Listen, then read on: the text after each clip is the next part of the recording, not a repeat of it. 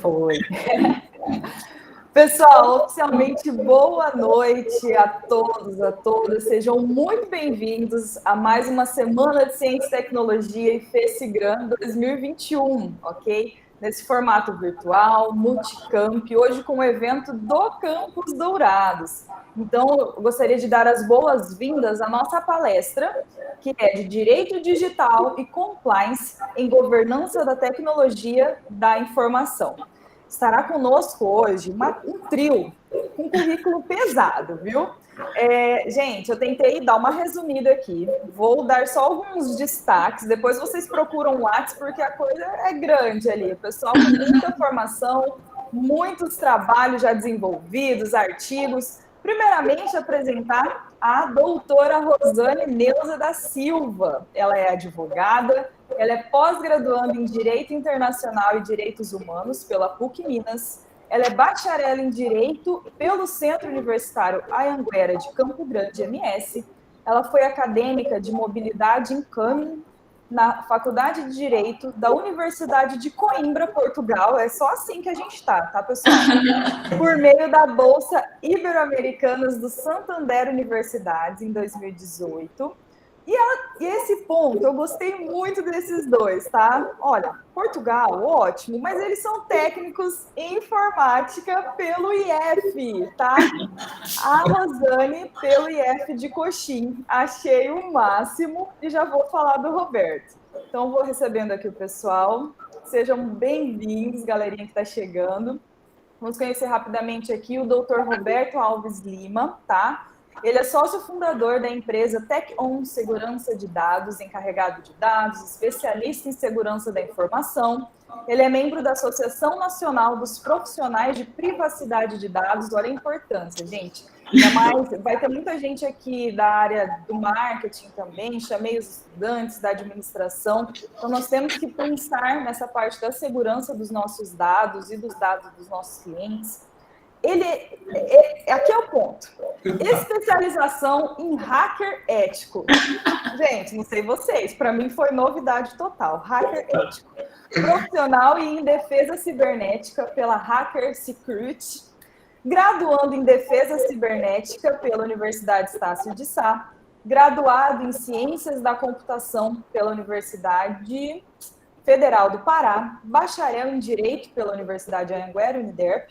Pós-graduado em Direito Digital e Compliance, em Governança e Tecnologia da Informação pelo Instituto Damásio, MBA em Segurança da Informação pelo Cruzeiro do Sul e, como eu disse, né, Técnica Integrada em Informática pelo Instituto Federal do Pará. Essa é a cereja do bolo. E também aquele que é de casa, né, o professor Dr. José Wilton Fonseca da Silva, que é nosso doutor em administração pela Universidade Municipal de São Caetano do Sul, administrador pela Faculdade de Ciências Empresariais, mestre em tecnologias aplicáveis à bioenergia, especialista em educação à distância, pós-graduado em gestão estratégica de negócios, MBA em administração do terceiro setor, especialista em administração pública, cursou licenciatura plena em administração para educação profissional.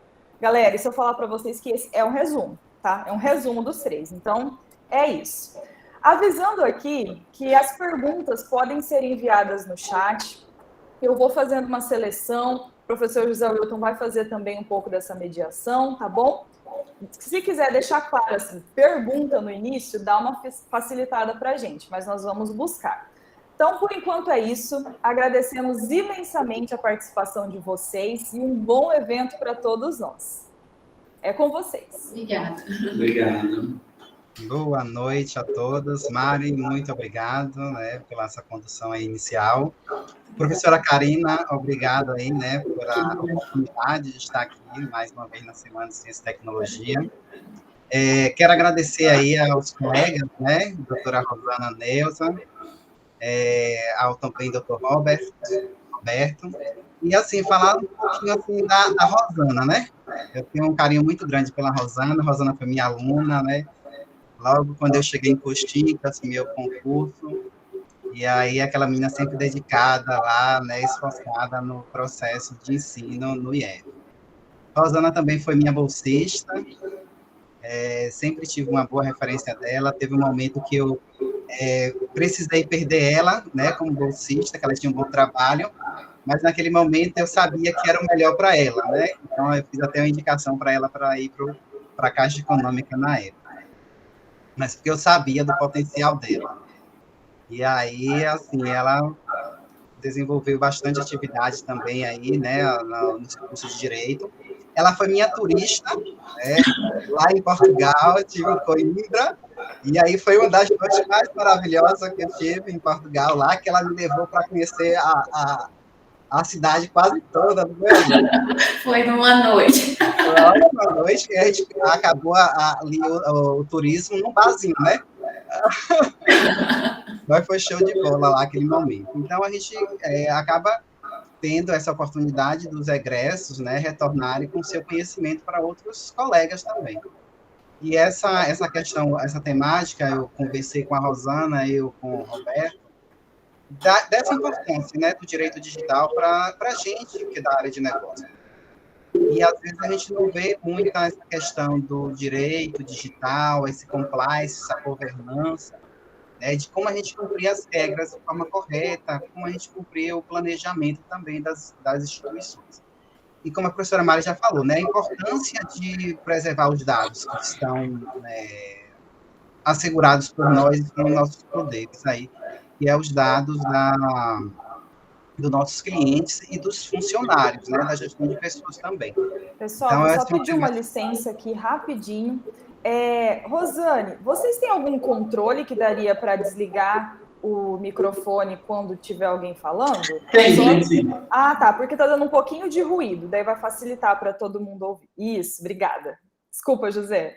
Nada. Eu estava percebendo isso também, mas pensei que era o meu. Então, assim, essa questão do direito, né, a gente vê o direito, né, o direito do trabalho, o direito comercial, na graduação, na especialização, às vezes, até no curso aí de vocês veem um pouco do direito do trabalho, mas em si essa questão da governança dentro da tecnologia, porque hoje o que move as empresas é a tecnologia. E eu posso dizer para vocês que essa tecnologia é muito importante, né? Hoje eu passo aí por uma situação que eu vejo assim, gente, sem tecnologia a gente não é nada. Se a organização ela não cria, né, critérios de governança para implantar novas tecnologias, a gente não consegue fazer uma governança de risco dentro da instituição e também a gente não consegue analisar dados, nem desempenho organizacionais. Mas, assim, eu não vou me delongar muito, né, sobre isso, né, eu vou deixar aí para os nossos palestrantes, que são feras na área, né, e vocês podem aproveitar o máximo possível. Podem colocar as perguntas aí no chat, eu vou estar mediando aqui, a professora Mari também vai estar ajudando aí, e aí a gente vai depois abrir para perguntas, tá bom?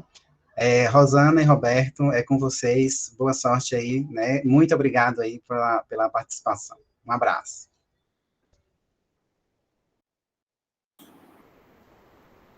Obrigada. Nós vamos subir uns slides que nós preparamos para vocês irem seguindo, tá bom? Primeiramente, boa noite a todos. É uma honra estar participando da Semana de Ciência e Tecnologia, especialmente porque eu venho dessa instituição, né? Então, eu me formei em técnica em informática, então eu tenho um carinho imenso pela instituição, que foi onde eu conheci a pesquisa, enfim. Então, muito obrigada, professor José Wilton. O senhor sabe do meu carinho pelo senhor, pela minha admiração pela pessoa e pelo profissional. Então, em nome do senhor, agradeço toda a instituição aí pelo convite e pela oportunidade. Bem, hoje nós vamos falar um pouquinho sobre direito digital, né? Sobre a importância da segurança da informação, a importância das organizações, né? Preverem aí ferramentas para gerir seus recursos tecnológicos.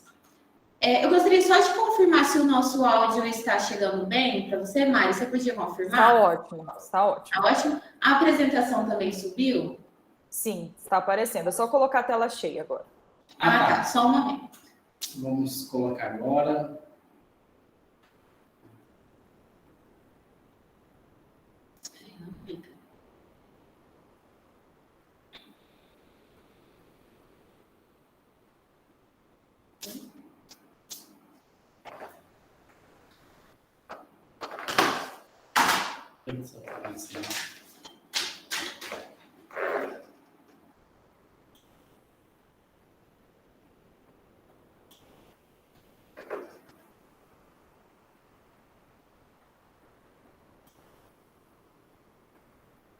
Consegue visualizar os slides? Sim, estamos vendo sim.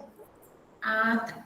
Então vamos lá. Tá a tela cheia? Ainda não. Mas deu um probleminha aqui, enquanto isso a gente vai. Tá bom, pode tocar.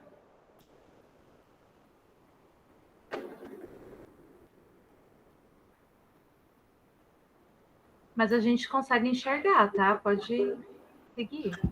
Eu acho que agora vai. Pronto. Foi?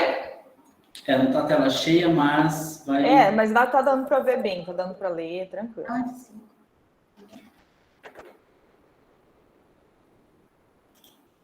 Improvisos, né? Agora ficou preto.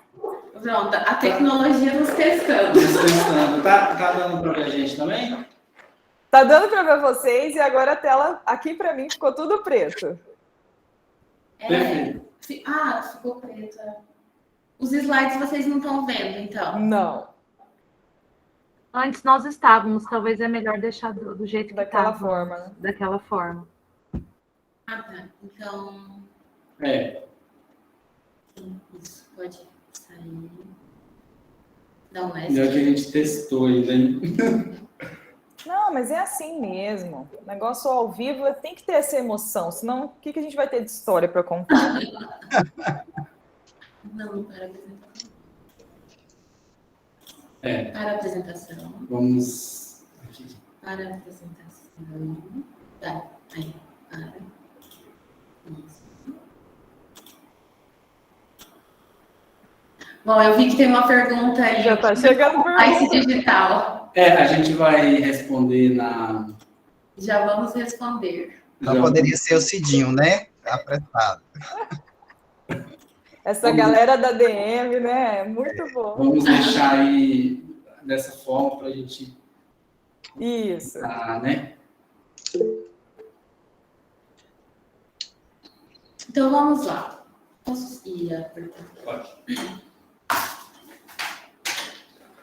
Bem, hoje a gente se depara atualmente, assim, no dia a dia, com várias notícias, né, que nos remetem aí situações como ataques hackers às empresas, a instituições, casos em que empresas foram autuadas por não tratar de forma adequada os dados. Então, são diversas informações que a gente vê hoje no dia a dia.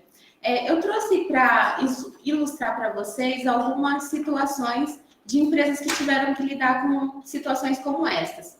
O recente caso, e aí eu posso mencionar o nome da empresa, porque foi publicizada a infração, o PROCON multou recentemente a rede Drogasil de farmácia, com fundamento na LGPD, que é a Lei Geral de Proteção de Dados Pessoais, pelo fato da farmácia estar tratando os dados de forma incorreta dos seus clientes. Então, ela aí foi autuada numa multa de R$572 mil. A Uber é uma das plataformas hoje de transporte, né, urbano, que é super presente na nossa rotina atualmente. Em 2016, ela sofreu um cyberataque e expôs aí mais de 57 milhões de usuários, né, inclusive milhares destes brasileiros.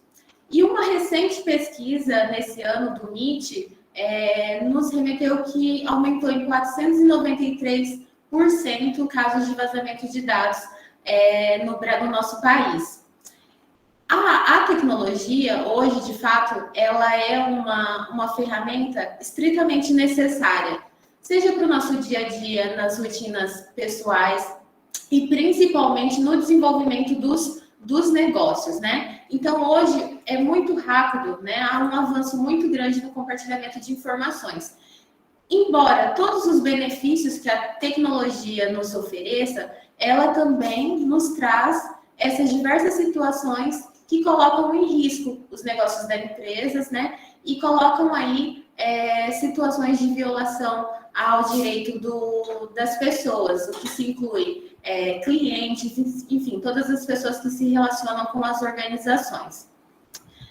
Considerando todo esse contexto, hoje nós pretendemos abordar um pouquinho aqui a importância da tecnologia da informação, né? Como que ela hoje está regulamentada, como o direito tem atuado nesse sentido, e qual a ferramenta que as organizações podem contar hoje para obter uma gestão desses recursos tecnológicos. Então, eu vou passar a fala para o Roberto, para ele começar falando sobre a tecnologia da informação. Ele que é especialista na área da segurança da informação e também hacker ético.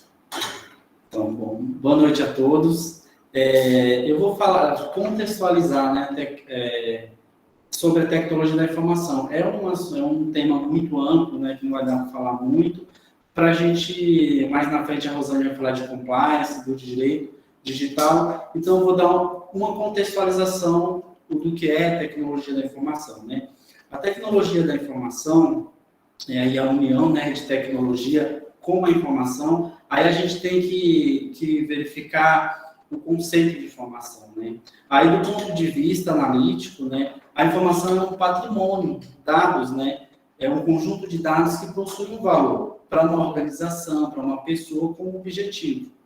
Então, a tecnologia, ela veio, o termo tecnologia, né, lá pela década de 60, e logo se percebeu que a tecnologia, ela ia ser responsável por controlar todas as informações do mundo todo, e é o que está acontecendo hoje. Um exemplo claro que eu dou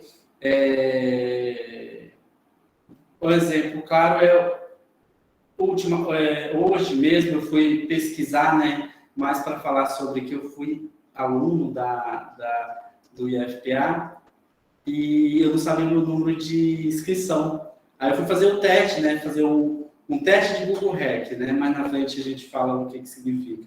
Mas eu coloquei meu nome, né, e o meu IFPA. Apareceu um monte de informações, ou seja, as informações pessoais nossas estão em todos, né, em vários servidores do mundo todo. Então, só coloca seu nome, até deixo uma tarefinha, coloca seu nome ali, seu CPF, para ver onde as suas informações estão. Então, a tecnologia, ela veio para dominar essa parte mesmo. Então, o que significa tecnologia? Ela pode ser definida como um conjunto, né, de atividades e soluções utilizando recursos computacionais. E dentro de uma organização, né, o profissional de TI, né, eu vou falar um pouco do profissional de TI, que é a minha área, ele detém muito poder dentro da empresa. E com isso, veio a governança, né, governança de TI. Contextualizando o que é governança, né, pode ser vista como um conjunto de ações que define responsabilidades e exerce uma autoridade de governar. Aí, logo em seguida, vem a governança de TI, que é o conjunto de práticas administrativa que controla, né, a supervisão, todo o trabalho dentro de uma empresa. Na verdade, a governança de TI une, né, a tecnologia com outras áreas dentro da empresa. E o objetivo principal da governança de TI é desenvolver estratégias que sejam eficientes que não seja só para automoção e digitalização de processos, mas também conectar vários setores. Um exemplo bem claro que eu dou imagine um profissional de TI que conheça, através de uma grande empresa internacional de software, uma ferramenta de Big Data. Né? Big Data, tecnologia que armazena muitos dados, que é o que a gente vê hoje em dia. Mas a empresa que o TI trabalha, ele está focado mais no Small Data, né? Que é aquela tecnologia que utiliza dados, poucos dados, né? Para estudar aprofundadamente clientes e aumentar a taxa de fidelização. Claramente, aí a gente tem um embate entre a área de TI e outras áreas, né, como financeiro, marketing administrativo. Trazendo lá o COBOL de 2019, a atualização, ele traz alguns princípios, né, de responsabilidades desenhadas no COBOL, que é a governança TI, ela garante que as necessidades, condições e opções das partes interessadas sejam observadas. Ela avalia, determina objetivos equilibrados e prioriza caminhos para direcionar as tomadas de decisões dentro da empresa. Então, esses princípios que regem no COBOL de atualizado 2019, né, ele rege a governança de TI. COBOL é um framework onde tem 6 livros, né, que trabalha a governança de tecnologia dentro da empresa. É um framework, né, internacional que as grandes empresas utilizam. Aí, eu venho para a área de segurança da informação.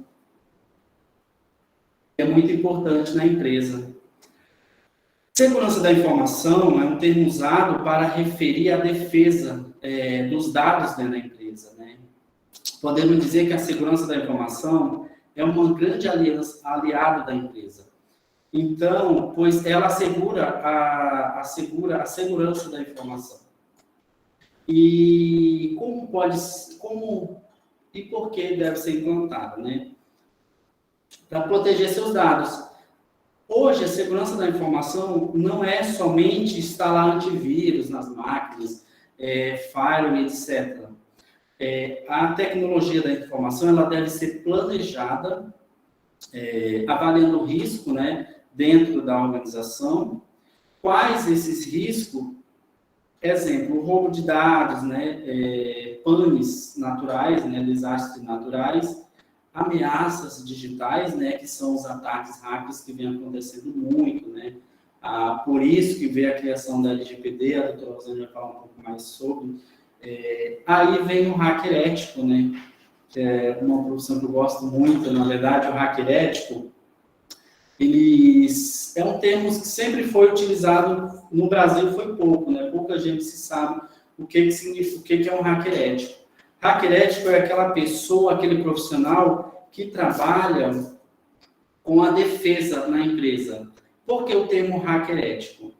Hoje a gente tem um pentest. Geralmente as empresas que eu atendo, eu faço pentest. O que é isso? Eu simulo um ataque hacker. Por que hacker ético? Porque a empresa, ela autoriza que eu faça esse tipo de ataque na empresa, para buscar vulnerabilidades dentro da empresa. Essas vulnerabilidades, a gente gera um relatório, onde vou mostrar ali as lacunas, e a gente vai corrigir elas através do programa Política de Segurança da Informação, criar a Política de Segurança da Informação. E por incrível que pareça, as empresas hoje em dia elas não investem muito em segurança, né? A gente vê isso nas notícias, né? Os ataques hack, crack, né? Tem um diferencial hack, crack é aquele que se utiliza da sua inteligência na área de tecnologia para fazer o mal. Então, esse é o trabalho do hacker ético. Eu vou passar para a doutora Rosane, depois, se tiver mais dúvidas referente a essa parte de segurança da informação, tecnologia da informação. Eu vou só pedir licença, porque é um assunto que muito me interessa, né? Como eu já falei desde o início. Só para confirmar com vocês, que nós estamos vendo o primeiro slide. Eu não sei se vocês estavam passando ou se estava no primeiro mesmo. A gente está passando. Está em qual agora? Está no primeiro. Então a gente estava passando, foi bastante slide. É que a gente vai entrar no direito digital agora, mas no final a gente ainda dá a falar na segurança da informação. Tá, se vocês quiserem só descer ali ao lado, que daí a gente vai acompanhando dessa forma. Tá, deixa eu ver aqui. Não, é porque isso. Agora estamos vendo. Só demonstra para ela os tópicos da tecnologia. Tá. Eles perderam até a introdução, então. Nós acompanhamos tudo que vocês falaram, estamos ligadíssimos. Nós apenas não vimos esse slide. Beleza, obrigada. Perfeito. Aqui são as notícias, né? Na verdade, a Drogazil ela foi 2 vezes autuada, né? Nossa. mas a gente vai falar por quê mais na frente. Aqui eu falei da tecnologia da informação, aí da segurança da informação, e agora a doutora Rosane vai fazer uma introdução do direito digital. Perfeito, obrigada. Bom, bem, como nós dissemos, né, diariamente a tecnologia avança, cada vez mais há um compartilhamento ainda mais rápido das informações, cada dia há uma novidade, né, uma ferramenta nova que pode ser implementada na empresa, enfim, considerando todos os benefícios que a tecnologia nos oferece, ela também acarreta alguns impasses, né, alguns desafios, né. Então, nós lidamos com esses desafios que são justamente, né, a vulnerabilidade em que as nossas informações estão expostas no mundo digital. Então, aí as possibilidades de vazamento de dados, de roubo de dados, de perdas de dados, né? Então, é aí que nasce o direito digital.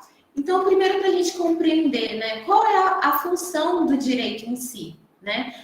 O direito tem a finalidade de regular as relações sociais, ou seja, ele vem, né, para ditar regras e regulamentar a forma com que as pessoas se relacionam, seja as pessoas físicas e jurídicas, né? E não é diferente no nosso universo digital, né? A gente lida hoje no mundo digital com esses conflitos, com esses desafios.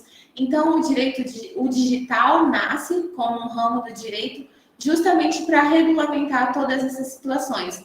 Então, hoje nós contamos já com um conjunto de normas, né, legislações aí, normas internacionais que visam trazer diretrizes para que nós possamos ter uma conformidade aí no ambiente digital.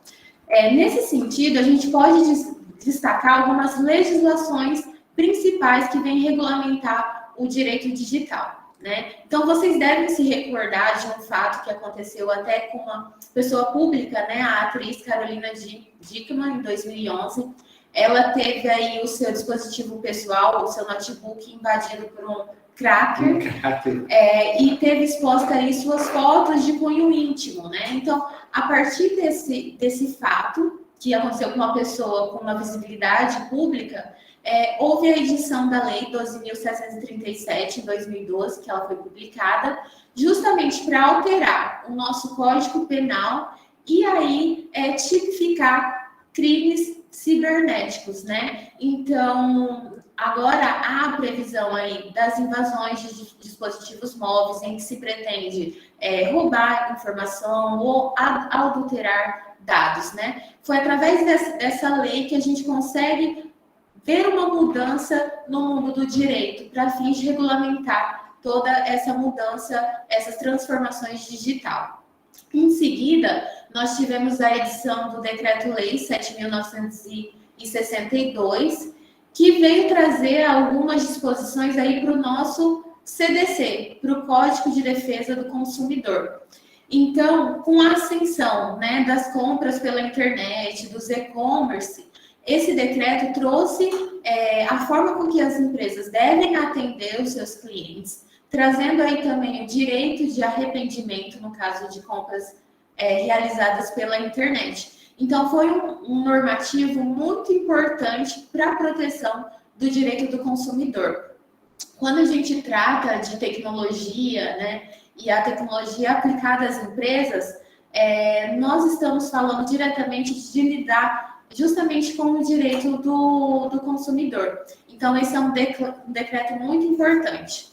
Em seguida, nós temos uma legislação que, de fato, é um marco, né? Quando a gente fala de tecnologia e de ascensão da internet, que é o Marco Civil. No curso de técnico em informática, nas disciplinas ali introdutórias, a gente conhece um pouquinho dessa legislação, né? Então, essa lei, a 12.965, conhecida como Marco Civil da Internet, vem justamente para regulamentar, né, os provedores de internet, a forma com que a informação está armazenada nesse mundo, trazendo aí uma série de responsabilidades. Não por último, mas não menos importante, inclusive é uma das legislações que hoje vem levantando uma série de discussões, que é a LGPD, a Lei Geral de Proteção de Dados Pessoais. É a Lei Federal 13.709. A LGPD ela foi publicada em 14 de agosto de 2018, mas ela só entrou em vigência em setembro de 2020. Isso porque para que as empresas tivessem um período para buscar adequação. Mas o que a LGPD visa regulamentar? Ela visa regulamentar justamente o tratamento de dados pessoais. Então, ela vem para regular o direito à privacidade, né? Então, hoje, as pessoas físicas, mas principalmente as pessoas jurídicas que tratam dados pessoais com fins econômicos, vêm aí com o desafio de buscar essa adequação à LGPD. Né? Nós sabemos que as empresas, elas lidam com muitos dados, né? Elas lidam com os dados dos clientes, elas lidam com os dados dos seus colaboradores, né? Prestadores de serviços, fornecedores. Então, hoje, as empresas, elas têm o dever de contar com um programa adequado para o tratamento de dados pessoais, trazendo uma série de regras, né, para esse tratamento. Enfim, nós temos aí uma série de direitos a serem observados. Nós temos a questão do consentimento. Então, a LGPD traz uma autonomia para os cidadãos. Então, há situações em que são tratados dados pessoais em que será obrigatoriamente necessário o consentimento pelo titular de dados. Então, casos de compartilhamento de dados, vai ter que se verificar a viabilidade, a necessidade de consentimento. Então, de fato, é uma legislação muito complexa e que as organizações vêm aí se movimentando e buscando essa adequação. Ela, por outro lado, estabelece também uma série de sanções para as empresas que incorrerem em violações. Quem realiza a fiscalização oficialmente da LGPD é a ANPD, Autoridade Nacional de Proteção de Dados Pessoais, e são sanções que acarretam muitos prejuízos para uma organização, desde multa diária, multa simples, que não é tão simples, porque vai até 2% do faturamento anual da empresa por infração. Outras sanções que eu reputo ainda mais importante, como a publicização da infração.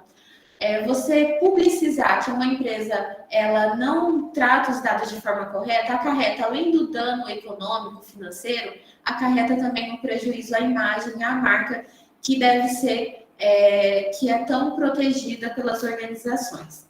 Então, a LGPD, ela vem num formato muito mais complexo, inclusive para subsidiar as legislações anteriores. Então, é uma das quando nós tratarmos de compliance digital, é uma das principais legislações que tem se observado no momento. Então, nós entramos aqui no compliance. O compliance, fazendo uma contextualização histórica do que é e de como ele surge lá na virada do século XX, nos Estados Unidos, quando foi se instituir o Banco Central. Então, pense comigo uma organização grande, como um banco, né, o primeiro Banco Central. Imagine a dificuldade de se organizar e estabelecer a forma com que os colaboradores deveriam agir. Então, essa forma de se organizar surge aí. Esses indícios do que é o compliance surgem justamente na instituição do Banco Central nos Estados Unidos, ali na virada do século XX. O compliance toma uma maior proporção aqui no Brasil com a edição da Lei 12.846, que é conhecida como Lei de Anticorrupção. Essa lei, ela traz uma série de regras e de responsabilidade para as empresas, para que elas não incorram em situações que tragam prejuízos à administração pública, né? Então, o que é o compliance? Hoje, o compliance nada mais é uma ferramenta que as organizações devem utilizar a fim de obter um conjunto de regras, padrões, procedimentos éticos e legais né, que visem aí implementar condutas adequadas para todo o corpo de colaboradores, a fim de mitigar os riscos da sua imagem, o risco legal e o risco financeiro também. Então, o sistema de compliance ele é composto por um sistema de controle, por um sistema de governança corporativa. É necessário auditoria, então, verificar, monitorar periodicamente a adequação dos seus processos de trabalhos, né? O sistema de compliance, ele vai observar sempre a regulamentação, a legislação vigente. O sistema de compliance, ele vai estabelecer regras internas, né? Então, códigos de condutas, regimentos internos, da forma que a empresa, a organização deve se executar. Políticas, né? Enfim, requisitos a fim de se prevenir os riscos financeiros, riscos da imagem, econômicos. Nós podemos destacar alguns tipos de compliance. Então, nós temos, por exemplo, o compliance trabalhista, né? O compliance trabalhista, ele vai editar algumas regras, né? Para fins de que as empresas não incorram numa violação, numa legislação trabalhista e, eventualmente, seja responsabilizada judicialmente e incorra, né, em prejuízos. Temos o compliance tributário e fiscal, para fins de que a empresa ela cumpra com seus deveres tributários e fiscais adequadamente, para fins de que ela não pague impostos a mais, ou seja, esteja um prejuízo aí financeiro, mas também para que ela não incorra em situações como sonegação de impostos, né? E nós temos o compliance digital, que é justamente prever, através da governança corporativa, sistemas de conscientização e de utilização adequada dos recursos tecnológicos, que tem tudo a ver com toda a contextualização que a gente fez sobre a tecnologia da informação e a forma também que hoje o direito digital regulamenta. Então, o compliance, na prática, ele é de fato uma mudança cultural no ambiente corporativo, né? De fato, a gente precisa implementar, né, condutas éticas para todo o corpo, desde a alta direção até a base da empresa.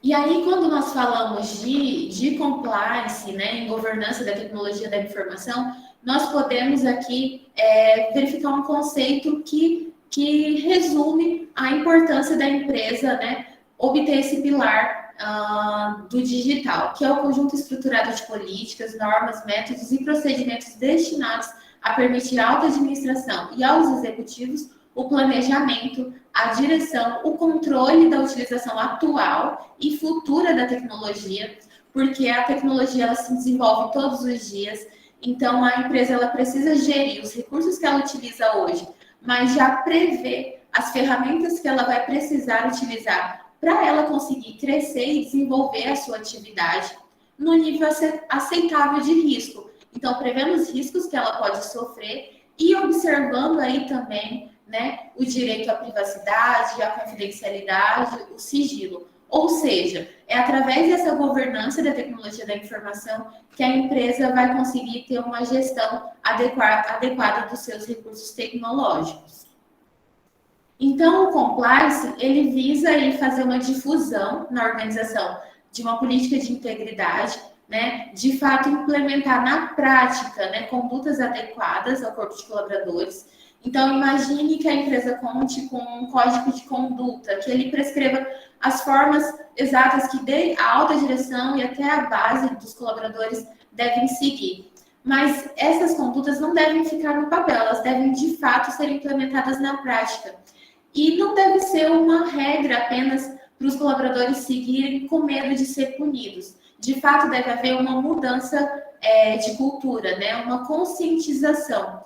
Né? Então, nesse processo de governança, a gente verifica a edição de termos de responsabilidade, né? A gente vê a conscientização do uso adequado dos recursos tecnológicos e com a finalidade de prevenção dos riscos. O compliance, quando a gente fala de implementação de um compliance digital e uma governança da tecnologia da informação no âmbito de uma organização, a gente pode identificar alguns resultados principais que as empresas visam atingir, né? De fato, um dos principais resultados é atingir a conformidade com o regulamento, com os regulamentos internos e com a legislação vigente, né? Para que no mundo dos negócios elas esteja em conformidade. De todo modo, garantir confidencialidade e proteção no tratamento da informação, porque a informação ela é um dos principais ativos de uma organização, né? Então, é através da informação, por exemplo, que uma empresa consegue estabelecer suas estratégias de negócio, a forma que ela vai captar seus clientes, a forma que ela vai fidelizar os seus clientes. Então, nós vemos aí uma atuação, por exemplo, no setor comercial de uma empresa. Ela precisa garantir confidencialidade, por exemplo, nos dados dos seus colaboradores. A empresa, ao fazer a gestão dos seus recursos humanos, ela trata ali dados muito sensíveis. Um simples exemplo é, por exemplo, os atestados médicos que os colaboradores entregam às empresas. Ali tem informações sensíveis e que as empresas devem adotar procedimentos que garantam a confidencialidade desses documentos. Então, o compliance em si, ele vai repercutir em todas as áreas de uma empresa. Com isso, também, obter uma melhoria e otimização dos processos de trabalho. Então, nós podemos obter aí processos menos burocráticos, né?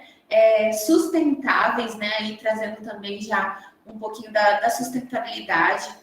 E trazer maior produtividade e lucro também para essas organizações, né? Com procedimentos mais céleres.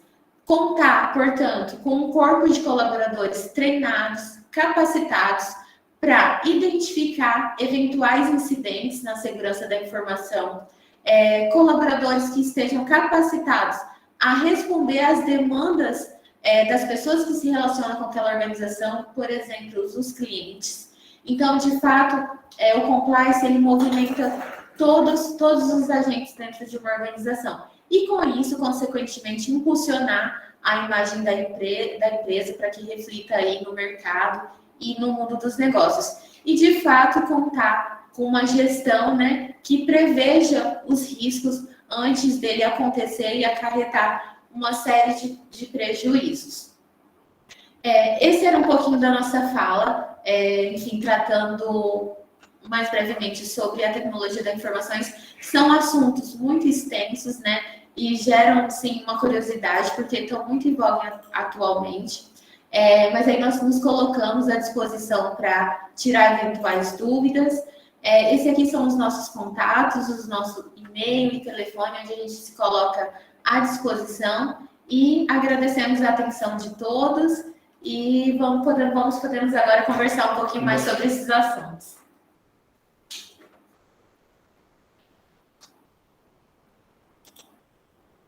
Muito obrigada. Nossa, o pessoal aqui no chat está cheio de dúvidas. Eu acredito que o professor José Wilton já vai entrar aí para falar com vocês.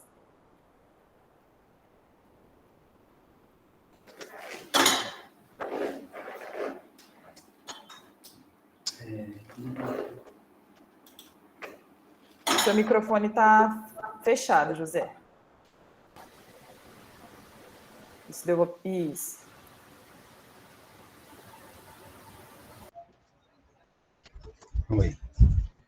Oi, o microfone aqui estava desabilitado. Parabéns aí, né? Obrigado a Rosana, a Roberta aí pela explanação. Estamos cheios de perguntas aqui no chat. Primeiramente, eu gostaria de agradecer aí, né, essas contribuições. E eu gostaria de saber se alguém aí, né, eu queria intercalar alguém que levantasse as mãos aí, a mãozinha, e quisesse fazer alguma pergunta aí abrindo o áudio. E aí eu vou intercalando aqui com o chat. Alguém aí quer fazer alguma pergunta?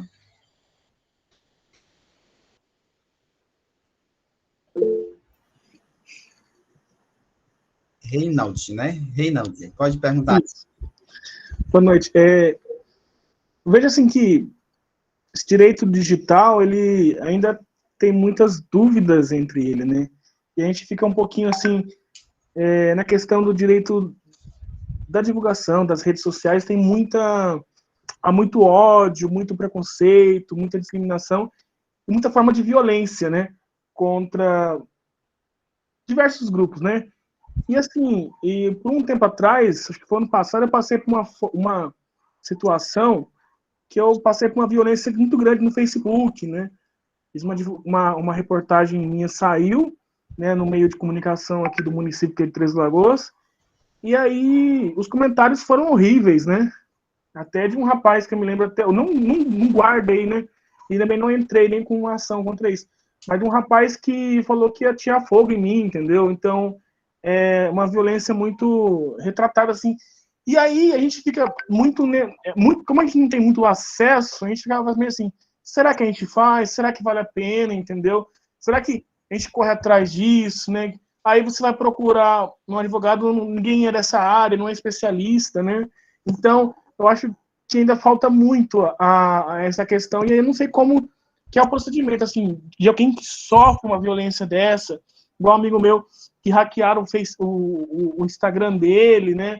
E aí é um procedimento tão chato, né? Fazer o boletim de ocorrência, e aí você vai, às vezes, até é uma violência homofóbica dentro das redes sociais, você vai fazer o boletim na delegacia, e aí tem dificuldade, porque os policiais às vezes não entendem o contexto, às vezes nem quer fazer o boletim de ocorrência, entendeu? Então, é muito, muito difícil. Eu acho assim, que é um campo grande, né, de muita violência que está acontecendo nas redes sociais, mas que, sei lá, falta muita informação para a gente. Muito obrigada, Reino, pelo comentário, muito pertinente. De fato, ainda a gente tem um longo caminho para percorrer, né? As pessoas ainda têm a ideia de que a internet, as redes sociais é uma terra sem lei, né? E, na verdade, não, né? A nossa legislação, nós já tivemos avanços muito positivos, né? Mas é claro que a gente precisa ainda evoluir muito como legislação, como preparação também das instituições. Então, por exemplo, as delegacias, elas têm que estar, os profissionais, né, os servidores, eles têm que estar melhor preparados para atender demandas como a situação que você passou, enfim. Mas nós temos que fazer a nossa parte também. Então, como você disse, né, realmente é um processo chato você ir registrar a ocorrência, né? Mas é necessário para que a gente tenha um avanço, né? Para que a gente contribua para esse avanço, nesse sentido, para que as pessoas não continuem achando de fato que a internet, o mundo digital, enfim, é uma terra sem lei, quando de fato não é, né? Mas hoje nós já temos delegacias especializadas, né, no crime digital. De fato, a rede de profissionais ainda é escassa, poucos profissionais vêm hoje já há um aumento, né? Mas ainda são poucos profissionais especialistas na área. Mas eu vejo assim muito positivamente as legislações que a gente tem, as delegacias especializadas que já vêm sendo implantadas no país, e de fato acho que trabalharmos mesmo com a conscientização. Hoje a minha fala aqui na palestra foi muito voltada, né, para o mundo corporativo.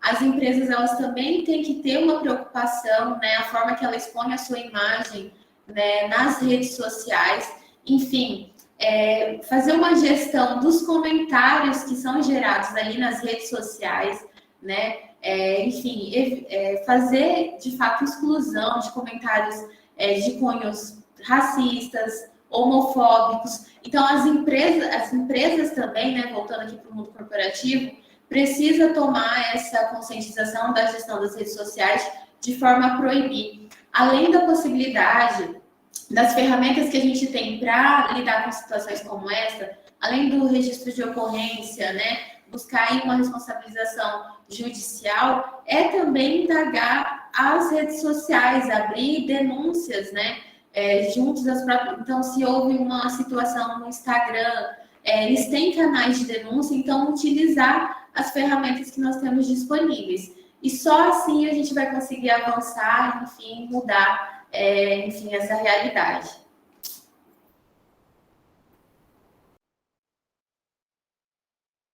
Está fechado o microfone. Obrigado aí pela explicação, professora Rosana. Vou passar aqui para uma pergunta no chat. Sobre as vendas de dados entre as empresas para call center, Rosana, o que é que vocês têm aí a dizer para Cidinho, que fez a pergunta? Quem? Cidinho. Cidinho. Lima, né? Muito pertinente a pergunta. Inclusive, a gente tem um case, assim, na questão da comercialização indevida de dados pessoais, que é o caso do Serasa. O Serasa, ele vem respondendo aí uma investigação junto ao Ministério Público, respondendo uma ação judicial também, justamente por comercializar dados pessoais de milhões de brasileiros. Então, muito em breve, aí, brasileiros, né, cidadãos que tiveram seus dados comercializados indevidamente pelo Serasa vão ser notificados aí para estar buscando uma reparação. O Serasa vendia por... 99 centavos, não. 99 centavos cada dados pessoais para empresas como essa, como call center.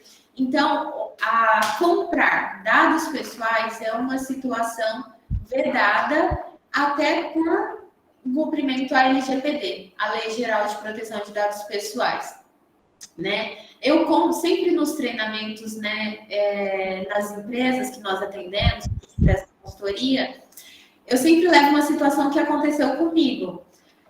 Eu estava fazendo uma pesquisa de seguro de carro para o meu pai, então nós tínhamos ali uma seguradora específica que a gente gostaria de orçar os valores. Então, para aquela seguradora específica, eu consenti em fornecer os meus dados específicos ali para fins de orçamento, como nome, CPF, e-mail, telefone. E fizeram o orçamento, me encaminharam.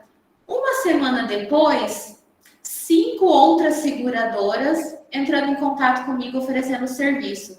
Ou seja, a seguradora que eu consenti em fornecer os meus dados comercializou ou compartilhou de forma indevida para essas outras empresas. De algum modo, essas outras empresas acessaram os meus dados sem o meu consentimento.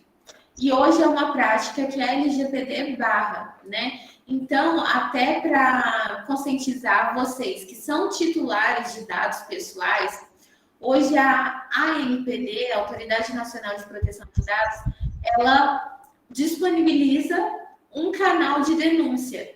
Então, essa era uma situação específica que eu poderia denunciar essa empresa, enfim, que tratou meus dados de forma inadequada para que o órgão fiscalizador pudesse, enfim, averiguar a situação e, eventualmente, responsabilizar.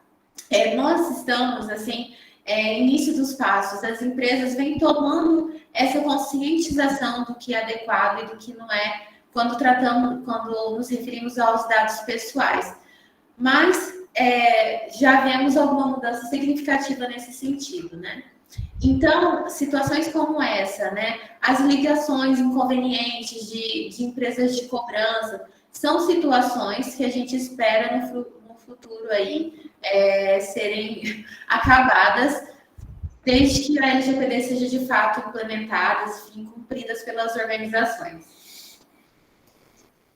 Isso acontece constantemente. E recentemente aconteceu comigo, né? Eu mudei, e aí eu fiz um pedido de internet pela Claro, e aí pela internet mesmo, né? Pelo site, e aí como foi no outro dia, a outra empresa me ligando, dizendo que a outra empresa não era adequada, e foi uma confusão. Eu recebi mais de 20 ligações para fechar com eles. Isso aconteceu até com a gente também, né?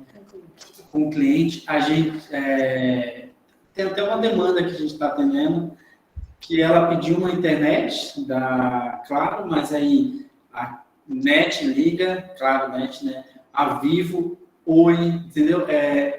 Eu acredito que há um compartilhamento entre as operadoras, eu não sei, porque várias outras ligaram, né? Ela ficou tão perturbada que ela procurou a gente, né? E a gente entrou com uma ação, porque é ligação direto, toda hora. E ela pode, é o direito dela, né? Ela pode, a gente entrou com ação e está brigando aí com essas empresas. outra questão, isso é tudo muito acontece com facilidade por causa da IA, né? A inteligência artificial aí que nós temos. Isso acontece também com nossos interesses, né? Quando você está lá no Instagram, e aí se você... Eu tenho percebido, né, no Reels mesmo, se eu gostei de um vídeo e mandei para um colega, a partir daquele momento, todos os Reels que aquela pessoa postar, eu vou estar vendo agora. Então, a inteligência artificial, ela está aí constantemente nos acompanhando com nossos gostos também, né? Os robozinhos, né? Os robôs, né? Inteligência artificial. Isso acontece... Pode falar, Rosa. Desculpa, professor. Pode falar. Isso acontece muito com os cookies, né? Um dos reflexos da LGPD, vocês devem ter percebido quando a gente visita os sites, muitos sites têm mostrado ali a política de privacidade, a política de cookies, né? Cookies nada mais é que pegar essas informações, então, verificar o que você mais acessa. Se você buscou um produto na internet, estou precisando de um guarda-roupa, você vai perceber que depois no seu Facebook vai aparecer vários anúncios de guarda-roupa. Justamente porque aqueles sites têm coletado essas suas informações de buscas. E a LGPD traz também aí que as empresas devem contar com políticas de privacidade, políticas de cookies, inclusive verificar o consentimento de coleta desses dados e dessas informações. Isso mesmo. Sobre essa mesma temática aí da pergunta do Cidinho, eu vou passar aqui para a pergunta da professora Karina. Quando nossos dados já estão espalhados pela internet, é possível resgatá-los? Não entendi? Quando nossos dados já estão espalhados pela internet, é possível resgatá-los? Não, assim, é impossível. Na verdade, a gente vamos seguir uma pista, porque assim, nossos dados, quando a gente vai, por exemplo, fazer uma compra ali nas Casas Bahias ou mesmo na qualquer loja, a gente insere ali nossos dados. Aqueles dados, até então, antes da Lei Geral de Proteção de Dados, a gente não sabia para onde ia, né? Qual servidor esse dado foi? Para qual outros servidores eles estão indo, entendeu? Muitas das empresas contratam servidor de fora, tipo Amazon, Google Drive, né? Eles têm servidores fora. Então, ali, o compartilhamento desses dados. Então, o que acontece? Os dados se perdem, né? Você pode... eu comprei lá nas Casas Bahias, deixei meu nome, CPF, tudo. Aí, antes da LGPD... a gente não tinha autoridade de ir lá e pedir a exclusão desses dados, porque eu sei que meus dados ficam nas Casas Bahias e não vai ser compartilhado. Com a LGPD hoje é assim, né? Antes da LGPD não, era compartilhado. Então, seus dados ficam perdidos. Às vezes, tem dados nossos fora do país, por exemplo, e a gente não sabe. Então, é impossível mesmo a gente limpar nossos dados da rede, não tem como. Mas a gente pode seguir as pistas. Eu sei que, por exemplo, a Vivo me ligou, eu sei que ela detém meus dados. Eu não tenho nenhuma relação contratual com ela. Eu não tenho nenhuma relação, então eu vou pedir que elas excluam meus dados. E é isso hoje com a LGPD você pode fazer. Faz um requerimento juntamente com o carregado de dados e pede a exclusão. E assim sucessivamente, vai seguindo as pistas de onde seus dados estão. Mas é praticamente impossível, né? Os nossos dados estão os rastros, não tem jeito. Fica aí no... O que a gente tem que tentar não permitir que aconteça é que as organizações fiquem com dados nossos sem nenhuma finalidade específica, né? Não faz sentido a empresa deter, ficar na posse dos nossos dados se nós não temos nenhuma relação com aquela organização. Hoje, com a Lei Geral de Proteção de Dados, você tem poder dos seus dados. Antigamente, você não tinha o poder dos seus dados. Hoje, você tem. Eu quero que aquela empresa exclua meus dados do banco de dados deles. É um direito meu. Eu não tenho nenhuma relação com eles, então eu quero que exclua. Parem de me ligar, isso. Hoje você pode acionar o PROCON pode atuar, o Ministério Público, né? Eles têm legitimidade, ou mesmo a Autoridade de Proteção de Dados, que no site oficial deles, eles abriram lá um canal de denúncias. Realmente isso acontece muito, principalmente com as empresas de telefonia. Agora, eu morava em São Paulo, eu fiz uma reclamação, né, para tirar meus dados, né, das centrais telefônicas de lá, que é possível, e não foi tirado. Eu tive que desligar o meu telefone fixo, porque eu não aguentava receber tantas chamadas. Era horrível, assim. O pessoal do call center realmente tem insistido bastante. Alguém tem alguma pergunta aí da plateia?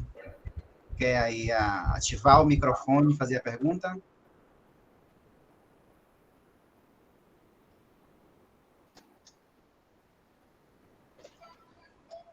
Vou passar aqui para o chat. Tem uma pergunta aqui da Jenny, né? Jenny, que ela pede para diferenciar o hacker e o cracker. Ah, bacana. Diferenciar o hacker e o cracker? Interessante. Vamos lá. O termo hack é utilizado para definir uma pessoa que pensa fora da caixinha, é muito inteligente, né? Então, hack é um termo que utiliza há muitos e muitos tempos, né? Então, todo mundo fala assim, hack pensa que é uma coisa ruim. Não, mas o que vai definir o hack é o caminho que ele vai seguir. Hoje a gente tem o hack cracker. O que significa? Aquele hack que utiliza dessa sua inteligência, dessa sua capacidade na tecnologia, ele utiliza para o mal. Eu vou invadir uma empresa, vou fazer um ataque de ransomware, captar dados daquela empresa, vou hackear o Facebook, vou hackear o Instagram, sem nenhum consentimento. Esse é o crack, que ele é o mal, né? O hacker mal, o malicioso. E a gente tem um hacker ético, né? Que é o hacker que trabalha em defesa, né? Da empresa. Então, sempre eles estão ali brigando, né? Tipo, eu trabalho como hacker ético numa empresa. Eu vou na área de segurança da informação. Eu vou proteger aquela empresa desses hackers crackers que chamam, né? Que são os hacks maliciosos. Então, hack é um termo, né, que dá para uma pessoa que é muito inteligente, é muito fácil entender a tecnologia ali para ele, ele pensa fora da caixinha. Então, esse é o hack. Aí o crack é o mal, o hacker ético é o bem, que trabalha juntamente. Ele não fere nenhuma legislação, né? Ele trabalha dentro da legislação. Então, essa é a diferença. Ou seja, o hack é o bonzinho, o crack é o mal, do mal. Isso. O termo crack é dado para um hack, né? É o hack mal. Então, existe o hack, né? Aí tem o crack e tem o ético. O hack crack e o hacker ético. Tem uma pergunta aqui da Thaís Araújo. O que vocês acham da tecnologia 5G? Seria bom ou perigoso para o Brasil? Seria ótimo, muito bom. Quanto mais tecnologia, né, melhor. Mas, quanto mais tecnologia, mais fácil, né? Tipo, a tecnologia 5G aí vem para revolucionar, né? No Brasil, né? O Brasil está começando agora o crescimento na área de tecnologia. Então, o 5G ia alavancar. Mas e as empresas iam ter que investir mais em segurança, né, da informação. Teria que investir mais. Então, se torna bom e ruim ao mesmo tempo, mas é um desafio. Eu acredito, como profissional da área de segurança, teria que estudar mais e mais e mais, mas eu ia adorar a internet 5G no Brasil, certeza. É um avanço, né? É um avanço tecnológico muito grande. Tem uma pergunta aqui do Cidinho. Como é que o advogado nos representa nesses processos de direito digital? Bom, é uma pergunta bem interessante, né? A atuação do advogado especialista em direito digital. Então, nós temos aí profissionais que vai lidar com situações como essa que o Reinaldo comentou, né? Pessoas que passam por situações de homofobia, racismo aí no mundo digital, né? Linchamentos na internet. Então, ele vai utilizar das ferramentas aí judiciais, enfim, para haver a responsabilização das pessoas que atuam dessa forma. Nós temos o profissional que trabalha, né, aí com o compliance, por exemplo, então vai trabalhar ali no âmbito das organizações, né, para trazer ali um respaldo jurídico e legal, observando as legislações no âmbito do direito digital, trazendo uma melhor gestão, não só dos recursos tecnológicos, né, de como devem observar as legislações, mas os recursos de todas as áreas de uma empresa. Então, por exemplo, eu destaco um pouquinho a minha atuação como é hoje, né? É uma atuação na área do direito digital, mas direcionada para as empresas. Então, no meu trabalho, qual que é a minha função? É prestar uma consultoria, né? Então, eu desenvolvo nas empresas programas de adequação à proteção de dados, à segurança da informação. Então, eu trabalho juntamente com o Roberto, que é o técnico da área, e junto comigo eu dou o suporte legal e jurídico de como as coisas devem funcionar. Então, eu interpreto o que a legislação estabelece e trabalho em conjunto com a área técnica para que a empresa obtenha aí a conformidade. Então, nós temos algumas atuações diferentes, né? Essa mais direcionada ao mundo corporativo e aquela direcionada às pessoas físicas e aí que sofrem alguns prejuízos, seja, né, o dano moral aí no mundo digital. E o advogado, para atuar hoje no direito digital, isso eu acredito que é muito importante, ele tem que entender de tecnologia, né? Tem que entender bem de tecnologia, tem que ter aquela vontade mesmo de ir além do direito, né? Estudar muitas ferramentas, além de estudar a legislação, estudar a parte de tecnologia também. Hoje é necessário, não tem jeito, é necessário. Até para representar bem seu cliente, né? Ele tem que entender de tecnologia, não tem jeito. Hoje eu sou formado em Direito, né? E trabalho também, eu sou formado na área de Tecnologia da Informação. E hoje a LGPD, ela traz a figura do encarregado de dados dentro da empresa, que é o DPO, né? Então, esse profissional, ele precisa entender das leis de legislação e ele precisa entender de tecnologia para ele desenvolver um bom trabalho na empresa. A tecnologia está no nosso dia a dia, né? Principalmente depois da pandemia, né? E aí a Joyce levantou a mão aí. Pode falar, Joyce. Oi, doutora Rosane. Olá, Joyce. E o doutor Roberto, né? Isso. Eu tenho várias dúvidas, mas vamos lá. Quando a gente vai acessar um aplicativo e aparece lá, termos de uso, aceitar ou não, aparece assim um monte de coisa, letrinha bem pequenininha. E eu já testei que se a gente não dá o aceite, ou eu não tenho acesso a esse aplicativo, eu não consigo baixar ele, eu não consigo usar, ou então eu abro ele, baixo, só que fica restrita as ações ali dentro que eu possa fazer e usar. Então, assim, a gente está numa situação que eu sou obrigada a aceitar. Né? Eu não tenho muito o direito de escolha sobre isso. Como que você vê isso, assim, nessa parte assim, do direito? O que tem sobre isso? O que pode ser feito?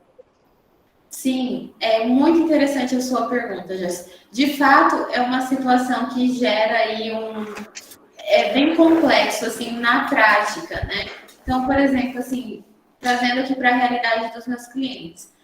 Quando nós vamos desenvolver a política de privacidade, que é a política de privacidade, é nessa política que a gente vai descrever a forma que os dados vão ser tratados, ou através de um aplicativo que ele utiliza, ou do site. A gente elabora ali também os termos de uso daquele site, né? O O ideal é que essa política ela seja o mais simplificada, de linguagem simplificada, para que o usuário consiga compreender a forma que a empresa vai dar tratamento aos seus dados, né? Ela tem que ser de linguagem acessível, o mais simplificada possível, né? Informando todas as finalidades. E aí a gente entra numa discussão seguinte, que há de fato ferramentas que o aplicativo ou o site só vai funcionar se de fato a pessoa consentir. Então, por exemplo, na questão dos cookies que nós havíamos falado, nós temos vários tipos de cookies, entre eles aqueles que são necessários para o funcionamento do site. Tanto é que esses nós nem precisamos coletar o consentimento do usuário, porque sem aqueles cookies o site não vai ter um funcionamento correto, né? É óbvio que há situações que ainda hoje empresas têm violado justamente a questão do consentimento. Então, eu não posso te dar uma resposta aqui que, por exemplo, esses sites em que exigem o seu consentimento para que você consiga baixar ou utilizar todas as funções do aplicativo está correto, porque a gente teria que analisar a finalidade da ferramenta. Mas o que as empresas devem observar é se é caso necessário de coleta de consentimento ou não, né? E se fere o direito de autodeterminação do titular de dados, né? Em determinar se de fato ele quer fornecer alguma informação. Então, cada caso específico. Hoje, empresas, ainda assim, eu posso dizer, têm violado esse direito de autodeterminação do titular de dados, exigindo, né, obrigatoriamente o consentimento para a utilização do aplicativo quando, de fato, não seria necessário. Mas é algo complexo e que é um desafio a cada situação no dia a dia mesmo. É o que acontece sempre, né? Eu mesmo nem leio mais. Se eu estou precisando, se eu não aceitar, eu não vou baixar o negócio. É igual assim, contratos de financiamento. Se você reclamar, você não tem o dinheiro. Você realmente é obrigado aí, como a Joyce. São os contratos de adesão, né? E a gente entra também numa discussão nessa parte contratual. Mas, enfim, com o tempo que a legislação ela vai ganhando uma maior forma, né, de aplicabilidade, enfim, a gente vai conseguindo passar essas questões. Vou passar aqui para a pergunta do chat. Tem uma pergunta aqui da professora Karina, bem interessante. Quando faço uma compra digital e a empresa não cumpre com a obrigação de entregar o objeto adquirido, sendo a empresa de outro estado, outra cidade, devo registrar a queixa? Como devemos proceder nesse caso? Devo procurar o PROCON local? Sim, vamos lá. Pelo que eu entendi a pergunta, é uma situação em que o produto não foi entregue, né? Isso, e a empresa de outro estado. De outro estado. Perfeito. O primeiro caminho, né, é tentar contato com essa empresa, com os canais, enfim, que ela disponibiliza, né, e aí solicitar, né, verificar se vai ocorrer ou não a entrega do produto, ou se não foi entregue, né, solicitar aí o reembolso. Não havendo o reembolso pela empresa, aí nós podemos acionar, sim, o PROCON. O PROCON é um órgão, né? Enfim, é uma demanda ali administrativa. Muitas situações é possível de se resolver através do PROCON. O PROCON é uma ótima ferramenta para a defesa do direito do consumidor. Não sendo resolvido, né, nessa esfera administrativa, e aí você procura, assim, né, o PROCON ali da sua localidade, do seu domicílio. Não havendo uma resolução da demanda, a gente pode estar demandando essa empresa aí judicialmente para buscar o reembolso, né? E até eventualmente uma indenização aí por danos materiais, morais, a depender do caso concreto. Ok, então é procurar os meios administrativos em primeiro lugar, né? Exatamente. Eu não sei se aí no estado de Mato Grosso do Sul tem pequenas causas. Nós temos sim. Uhum. Eu já usei bastante esse serviço, né? Não, eu realmente, celular, data show, notebook, sempre acionei as pequenas causas aqui na Bahia. Sempre resolver. Sim, teve que dar uma celeridade, né? Quando a gente fala de demanda judicial, pelo volume de trabalho, enfim, de demandas, o judiciário é muito moroso, né? Então, eu sempre tento viabilizar soluções aí administrativas. É claro que há situações que não tem como, mas tentando viabilizar uma solução mais rápida, né, para o consumidor, enfim, para o nosso cliente, a gente dá prioridade para os mecanismos administrativos, digamos assim, extrajudicialmente. Ok. Temos aqui um representante da plateia aqui, né? O Cidinho Alves. Quer fazer uma pergunta aí? Pode fazer a pergunta, Cidinho. Olá, boa noite, sou o Cidinho Alves. Já quero agradecer os conhecimentos agora. Para Roberto, sempre passo por momentos constrangedores a respeito dos amigos que compram na crediário. E no ato da abertura do crediário, geralmente as lojas pedem telefone de amigos. E no ato eles ligam para a gente. Aí eles perguntam referências sobre o crediário que o amigo está abrindo. E a gente fica sem saída. Às vezes você conhece, sabe que ele não é um bom pagador, mas você não vai falar, né?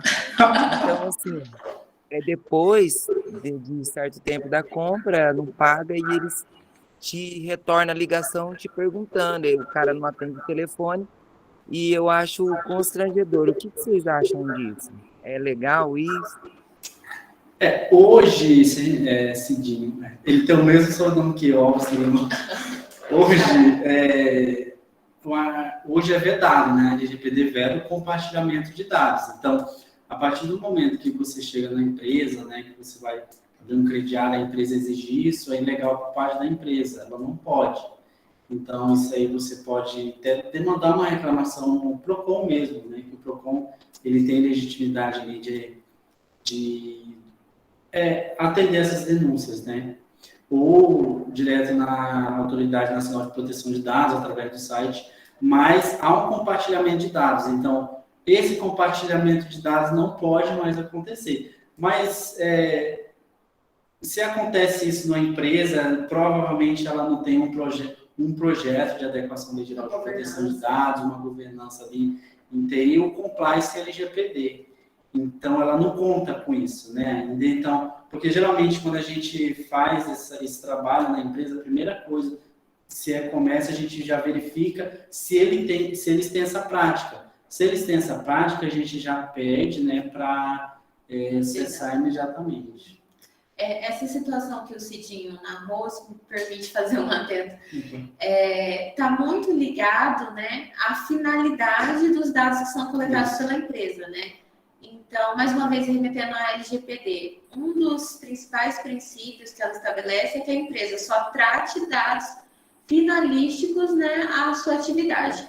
Então, assim, numa análise muito superficial, não vejo como legítima a conduta da empresa coletar dados, né, de amigos dos seus clientes para fim de obter referências, né? É possível, sim, obter referências, mas aí aquelas comerciais, então você passar o contato de empresas que você já tem, enfim, crediários, enfim, já tem um histórico como cliente, mas não é adequado até para o próprio cliente passar contatos de seus amigos, enfim, né? O seu amigo não consentiu em fornecer que seja o seu telefone.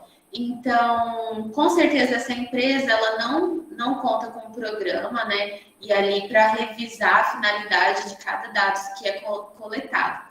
Então, todos os dados que são tratados pela empresa devem corresponder estritamente à necessidade.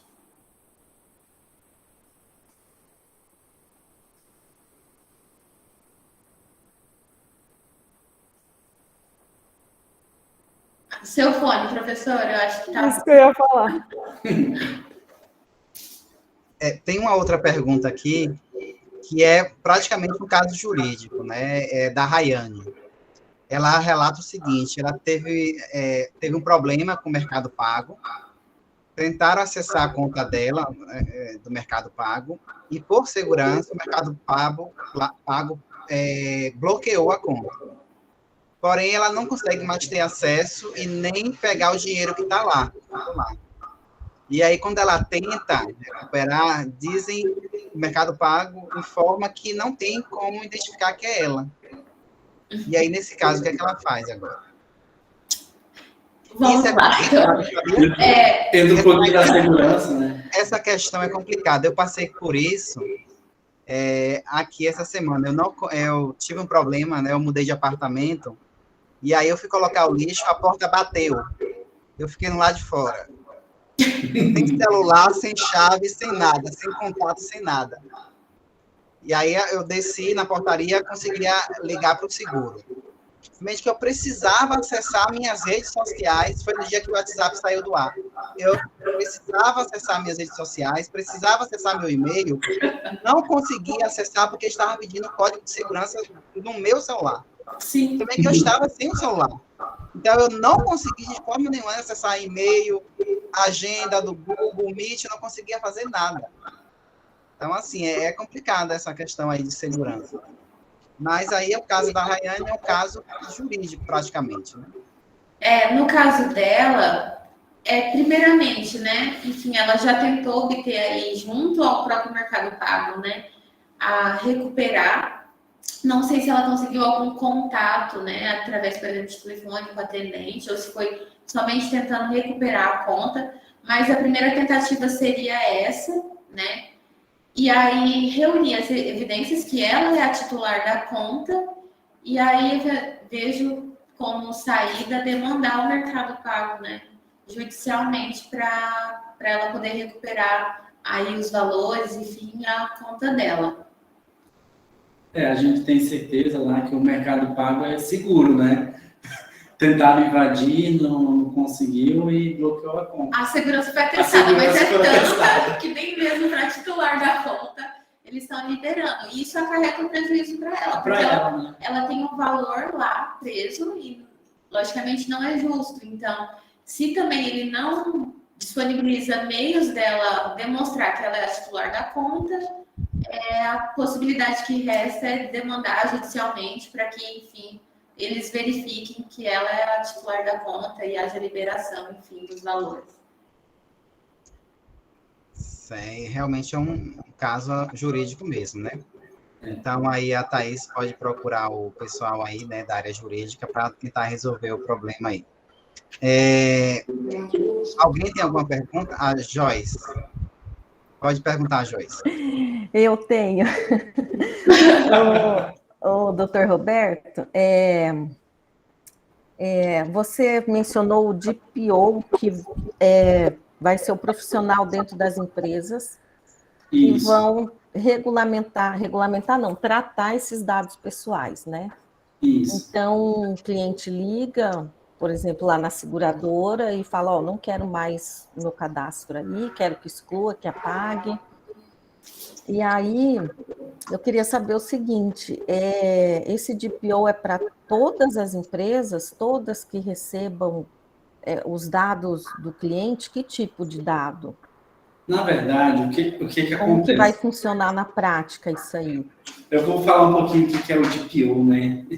DPO é um termo utilizado da Lei Geral de Proteção de Dados Europeia, né? Que no Brasil é encarregado de dados, mas a Lei Geral de Proteção de Dados do Brasil adotou esse nome porque é curto, né? DPO é mais fácil. Mas a lei, ela traz que todas as empresas necessitem de um encarregado de proteção de dados.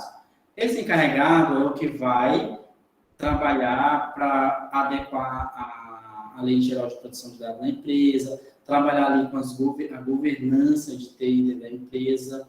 Então, esse profissional, ele responde perante a Autoridade Nacional de Proteção de Dados, ele recebe denúncia dos titulares de dados. Então, se a fiscalização chega numa empresa, a fiscalização vai procurar quem é o encarregado da empresa. Então, esse encarregado de dados que vai responder perante essas autoridades. Então, ele recebe a solicitação, a empresa que esteja adequado à Lei Geral de Proteção de Dados, essa empresa vai ter um encarregado de dados. E eles vão ter, a empresa é obrigada a ter um canal de comunicação com esse encarregado de dados, através de e-mail ou através de... Enfim, a empresa determina como vai ser essa comunicação. E essa comunicação, ela tem que ser facilitada, né? Então, você como titular de dados, eu não quero mais que meus dados estejam naquela empresa. Vamos lá verificar o site tem um canal de comunicação com a empresa? Não tem. Verifica na política de privacidade da empresa, sempre tem o encarregado de dados no final, assina, coloca os dados dele para contato. Então, o encarregado de dados recebe essa solicitação, o encarregado de dados ele vai verificar a possibilidade se há como excluir ou não esses dados, porque tem que verificar várias legislações, né? Porque a senhora deixou os dados em determinada empresa. Fiz uma compra, eu tive que dar meu CPF, mas qual a finalidade do CPF? Para emitir nota fiscal, mas meu contrato ainda vence tal tempo. Então, seus dados ainda tem que ficar lá para a finalidade que a empresa deu aqueles dados. Dados que não têm finalidade, a política de privacidade não deu finalidade, tem que ser excluído, mas o CPF não pode porque eu preciso emitir a nota fiscal, emitir boleto, enfim, até que termine o seu contrato ali. Então, o encarregado de dados ele tem essa função dentro da empresa. Geralmente, as empresas contratam esse funcionário através de uma empresa que faz essas adequações, ou a própria empresa indica um profissional da própria da parte de tecnologia ou do jurídico, né, para ser DPO da empresa. A Autoridade Nacional de Proteção de Dados editou uma resolução recentemente que pequenas empresas não obrigatoriamente precisam ter um encarregado de dados, mas precisa ter um canal de comunicação com a empresa, ali, o TI da empresa, para verificar essas correções de dados, exclusões, solicitações, né, atender essas solicitações. Eu não sei se eu consegui ser claro, mas... É uma profissão que vai poder aí, né, ganhar um mercado, né? É uma profissão muito bem vista no mercado hoje, mas hoje você tem certificações que você tira, né, para você... Não é necessariamente tirar, mas as certificações que hoje a certificadora Exim, por exemplo, você tem uma certificação da Exim, você pode atuar como DPO dentro do Brasil, fora do Brasil, ali na Europa, né, porque é uma certificação internacional. E a exigência para ser um encarregado de dados hoje é você ter conhecimento na área jurídica e conhecimento na área de tecnologia da informação. Não tem um curso para ser DPO, não tem nada, só você pensar fora da caixinha ali e arregaçar as mãos, estudar bem, trabalhar. Doutor Roberto? Legal, né? Mas a gente vai estar encerrando, né? Que já estamos quase no nosso horário. Eu só né? queria agradecer, dizer que ele explicou muito bem, entendi tudo agora. Muito obrigada. Ok, Joyce, obrigado. A gente já vai, assim, encerrando. Lembrando que amanhã nós temos uma mesa redonda aí sobre a LGPD, mas para encerrar eu vou fazer minha pergunta, porque todo mundo perguntou e eu tenho que perguntar também. Né? Hoje a gente vive aí em um ambiente que a gente, né, um tecnológico, né, com muitos recursos, onde a gente recebe diversas informações, né, diversos fake news, as famosas fake news. E aí, muitas vezes, a gente não analisa aquela fake news que a gente recebeu. E aí, a gente começa a publicizar aquilo ali para outras pessoas. Quais são as sanções que a gente pode sofrer como repassador das fake news? Então, essa... Entrou muito é ali no direito marxismo da internet, né? Que veio regulamentar, né? Justamente esse tema. Sim, quem há responsabilidade por... Com certeza há uma responsabilidade ali, até inclusive considerando a lei da Carolina Dickmann, né? Você divulgar informações que são inverídicas. É possível essa responsabilização para quem cria a fake news, né? E para quem também compartilha, né? É lógico que, como o compartilhamento de informações é muito rápido, talvez você não demore identificar de onde partiu aquela criação da fake news, enfim, e quando foram decorrendo os compartilhamentos, quando se vê a informação já está difundida, né? Mas é claro que havendo uma investigação séria, né, é possível sim responsabilizar. Então, por isso é importante sempre buscar a fonte, né? Antes de compartilhar qualquer notícia, né, verificar a fonte, né, se certificar se de fato ela é verídica. Ficando na dúvida, opte por não compartilhar, né, para que eventualmente aí não incorra em alguma responsabilização, né? Isso acontece muito na época, né, principalmente de campanhas eleitorais, enfim, a gente viu isso muito nas últimas eleições. A gente tem, até eu indico um filme que fala muito sobre fake news, né? Que é a Privacidade Hackeada, né? Tem no Netflix. Então, ali vai falar sobre aquela grande empresa da Cambridge Analytica, né? Que é uma empresa que faturava bilhões, né? E ficou falida com a própria Lei Geral de Proteção de Dados da Europa. Ela aplicou uma multa e envolveu o Facebook, né?